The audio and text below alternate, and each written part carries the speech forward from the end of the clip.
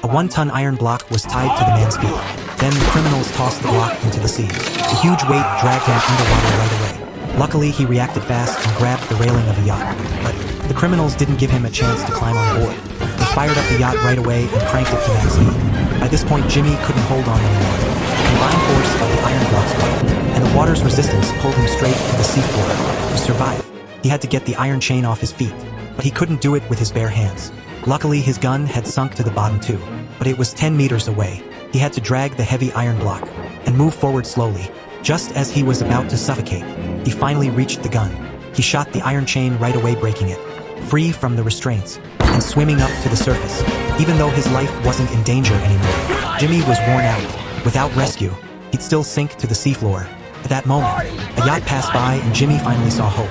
But instead of rescuing him, the people on board wanted to film his pitiful state and make fun of him. Luckily, they were just playing a joke on Jimmy.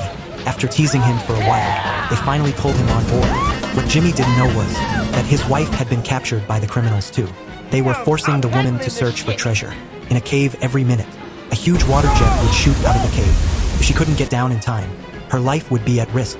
Finally, Lisa made it to the cave safely, but the criminal suddenly dropped the rope. Tied to her, they forced her to dive to the water's bottom to find the treasure. Otherwise, they wouldn't pull her back up. To survive, Lisa had no choice but to obey. Unexpectedly, she actually found the treasure at the water's bottom. Before she could even feel happy about it, a sudden rush of water came. She had to keep swimming down and tie the rope to a rock. When the water current reached her, Lisa clung tightly to the rope to keep from being swept away. But the treasure chest next to her got scattered by the water current. In an instant, a water column gushed out of the cave entrance, and a ton of gold got flushed out too.